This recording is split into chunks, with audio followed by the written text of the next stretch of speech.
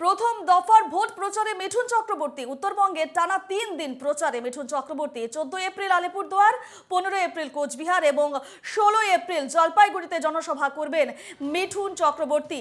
প্রথম দফার ভোট প্রচারে মিঠুন চক্রবর্তী। উত্তরবঙ্গে টানা 3 দিন প্রচারে যাচ্ছেন মিঠুন চক্রবর্তী। 14 এপ্রিল আলিপুরদুয়ারে এবং 15 এপ্রিল কোচবিহার এবং 16 এপ্রিল জলপাইগুড়িতে জনসভা করবেন মিঠুন চক্রবর্তী। এ নিয়ে আমরা বিস্তারিত কথা বলবো। আমাদের সঙ্গে ফোন লাইনে রয়েছেন আমাদের প্রতিনিধি সৌরজ্যোতি বন্দ্যোপাধ্যায়। সৌরজ্যোতি, প্রথম দফার ভোট প্রচারে যাচ্ছেন মিঠুন চক্রবর্তী, 3 দিন টানা প্রচারে যাচ্ছেন, কি কি আপডেট রয়েছে এই বিষয়ে?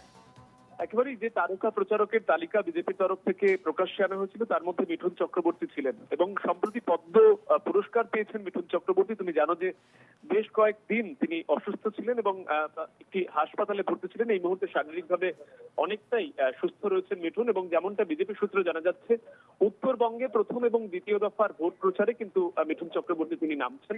আগামী 14 তারিখ থেকে প্রচার শুরু করছেন অভিনেতা মিঠুন চক্রবর্তী। 14 তারিখে আলিপুরদুয়ার লোকসভা আসনে, 15 তারিখ কোচবিহারে এবং 16 তারিখ জলপাইগুড়ি পর্যন্ত তিনি প্রচার করবেন।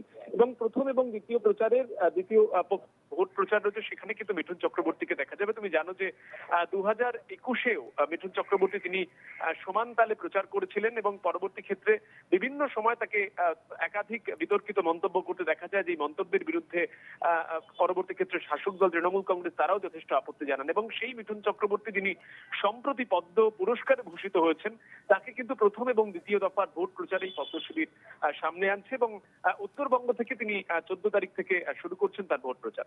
রূপা, একেবারে সৌরজ্যোতি, যে খবর তুমি দিলে বা যে খবর আমরা জানতে পারছি যে 14 এপ্রিল, 15 এপ্রিল এবং 16 এপ্রিল জলপাইগুড়িতে জনসভা রয়ে মিঠুন চক্রবর্তীর এই প্রচার অভিযানে, অর্থাৎ 3 দিনের যে প্রচার যাচ্ছেন, কতটা প্রভাব পড়বে প্রথম দফার নির্বাচনে উত্তরবঙ্গে? দেখো, নিঃসন্দেহে উত্তরবঙ্গকে বিজেপির অন্যতম শক্ত দুর্গ হিসেবে মনে করা হয়। 2019-এর লোকসভা নির্বাচনের যে ফল, সেই ফলে কিন্তু উত্তরবঙ্গ থেকে অভূতপূর্ব সাফল্য বিজেপি নেতৃত্ব তারা তুলেছিলেন।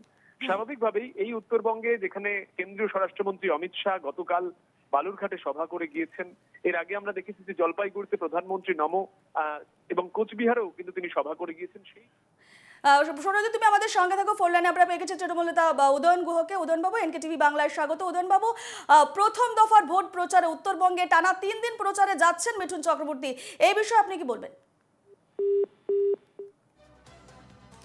উদয়ন গুহর সঙ্গে আমাদের যোগাযোগ বিচ্ছিন্ন হয়েছে। যে আমাদের সঙ্গে রয়েছেন আমাদের প্রতিনিধি সৌরজ্যোতি। সৌরজ্যোতি, তুমি যেমনটাই জানাচ্ছিলে, কতটা প্রভাব পড়বে মিঠুন চক্রবর্তীর এই প্রচার অভিযানে? এখন নিঃসন্দেহে 2019-এর লোকসভার ফলাফল অনুযায়ী উত্তরবঙ্গে কিন্তু বিজেপির যথেষ্টই সাফল্য ছিল। এবারেও কিন্তু সেই একই রকম সাফল্য আশা করছেন বিজেপি নেতৃত্ব। তুমি দেখেছো যে যেমনটা জানালাম, প্রধানমন্ত্রী নরেন্দ্র মোদী তিনি পরপর কোচবিহার এবং জলপাইগুড়িতে সভা করে গিয়েছেন। গতকাল অমিত শাহ কেন্দ্রীয় গৃহমন্ত্রী তিনি বালুরঘাটে সুকান্ত মজুমদারের সমর্থনে সভা করেছেন। স্বাভাবিকভাবেই উত্তরবঙ্গকে যে তারা পাখির চোখ রাখছেন এমনটা বলাই বাহুল্য, এবং সেই উত্তরবঙ্গে প্রথম দফার নির্বাচন রয়েছে বেশ কয়েকটি লোকসভা আসনে। স্বাভাবিকভাবেই মিঠুন চক্রবর্তী তিনি প্রচার করলে সেই প্রচার অন্যরকম প্রভাব ফেলতে পারে, এই বিষয়টি মাথায় রেখে কিন্তু বিজেপি নেতৃত্ব তারা কৌশল স্থির করেছেন। এবং আগামী 14 এপ্রিল থেকে মিঠুন চক্রবর্তীকে প্রচারে দেখা যাবে উত্তরবঙ্গের বেশ কয়েকটি আসন। রূপা, সৌরদী, বেশ ধন্যবাদ তোমাকে এই মুহূর্তে জানাচ্ছি। আমরা জানাচ্ছি যে প্রথম দফার ভোট প্রচারে মিঠুন চক্রবর্তী এবং উত্তরবঙ্গে টানা 3 দিন প্রচারে যাচ্ছেন মিঠুন চক্রবর্তী। 14 এপ্রিল আলিপুরদুয়ার, 15 এপ্রিল কোচবিহার এবং 16 এপ্রিল জলপাইগুড়িতে জনসভা রয়েছে মিঠুন চক্রবর্তীর। কিছুদিন আগে তিনি অসুস্থ ছিলেন এবং শারীরিকভাবে বর্তমান সুস্থ হওয়ার পরে তিনি এবার প্রথম দফার ভোট প্রচারে যাচ্ছেন উত্তরবঙ্গে। এবং আমরা ফোন লাইনে আবার পেয়ে গেছি তৃণমূল নেতা উদয়ন গুহকে। উদয়ন বাবু, এনকেটিভি বাংলার স্বাগত। উদয়ন বাবু, উত্তরবঙ্গ সফরে যাচ্ছেন মিঠুন চক্রবর্তী, টানা 3 দিন তিনি প্রচার চালাবেন, সেখানে কি বলবেন?